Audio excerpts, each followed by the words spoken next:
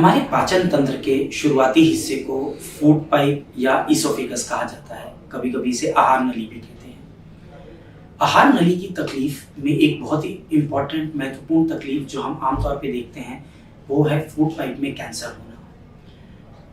अगर किसी भी व्यक्ति को खाना निगलने में दिक्कत हो रही है, पहले वो नॉर्मल खाना खा पाते थे और अब उन्हें धीरे धीरे लिक्विड या खाना निगलने के लिए पानी लेने की जरूरत है, तो ये आहार नली के कैंसर का शुरुआती लक्षण हो सकता है।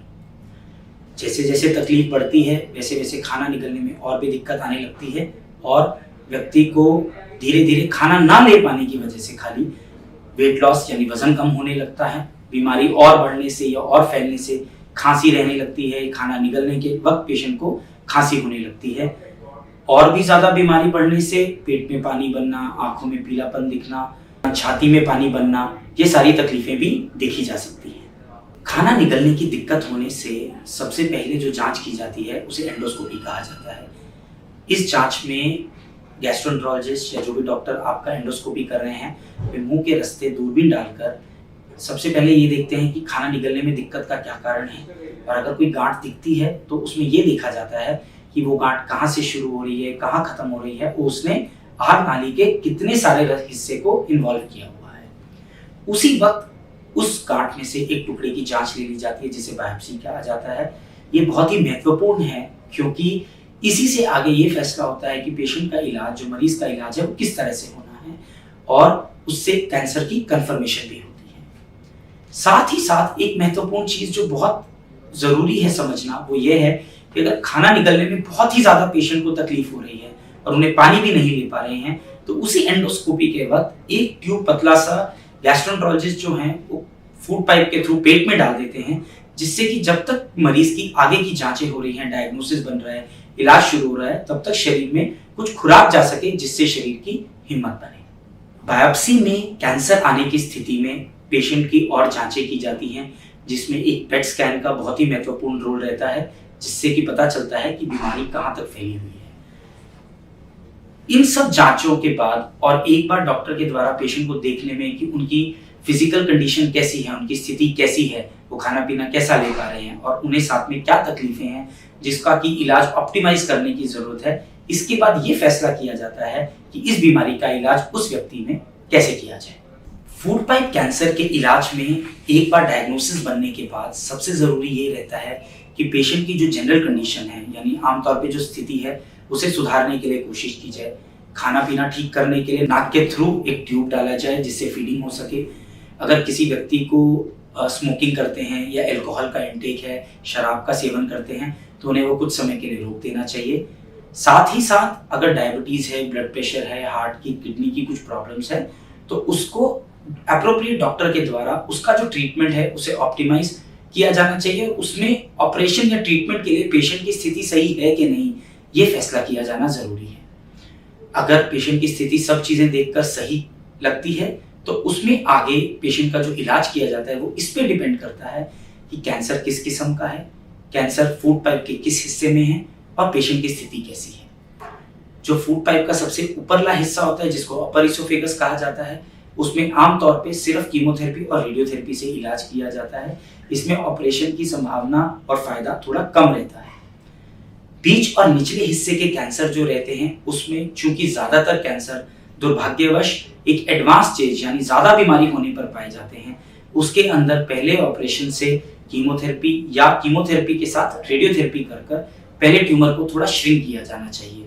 इससे जो ट्रीटमेंट के रिजल्ट्स हैं उसमें बहुत बेहतरी आता है, सर्जरी करने में आसानी भी होता है और सर्जरी कर सबसे जरूरी बात समझना है वो ये है कि ऑपरेशन के वक्त बीमारी को पूरा निकाल पाने की जो संभावना है वो काफी हद तक बढ़ जाती है।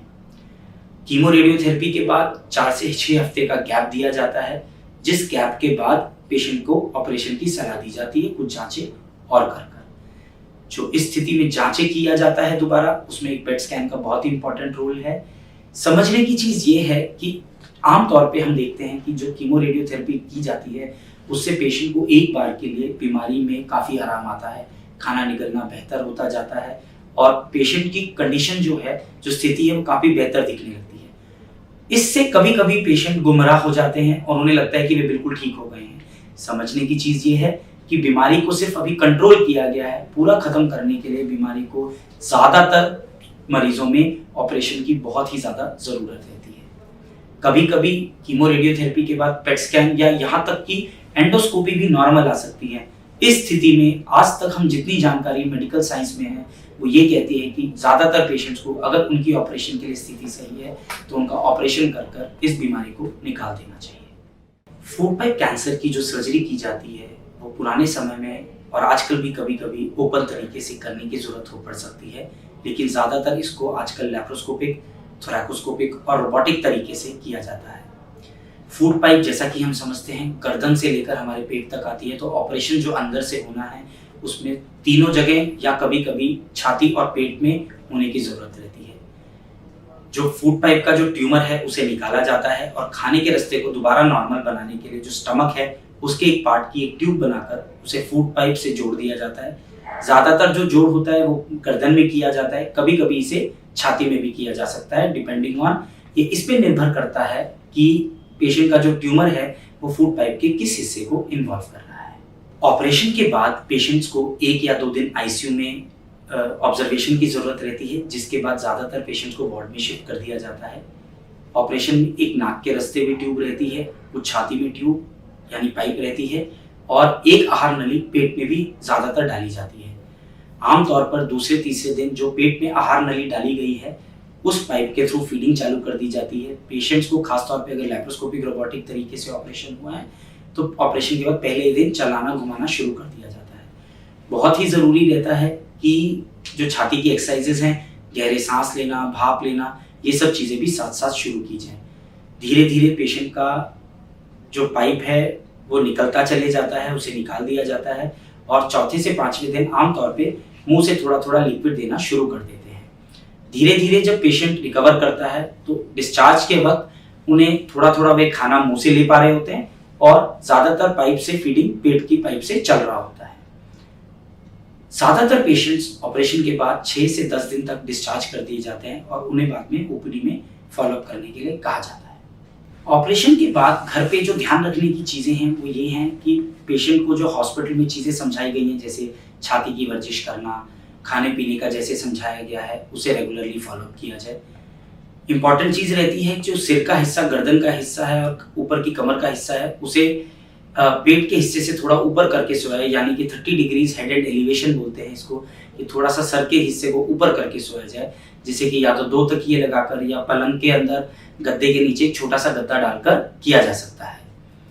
फीडिंग के लिए जैसे जैसे डॉक्टर सलाह देते हैं धीरे धीरे खाना बढ़ाने की सलाह दी जाती है और जो पाइप से फीड दे रहे हैं उसे समझ के ज़रूरी है कि वो फीड्स 200 से 250 ml जैसे आपके डॉक्टर एडवाइस करें धीरे धीरे दिया जाए, उसे धीरे धीरे बढ़ाया जाए और सबसे ज़रूरी ये है कि वो फीड पाइप में जम ना जाए। इसके लिए कुछ भी पाइप के थ्रू देने के बाद थोड़ा सा 40-50 ml उसमें पीने का साफ पानी पाइप में अवश्य डाला जाए ताकि उस ट्यूब में फीड जमकर वो ट्यूब ब्लॉक नहीं हो जाए।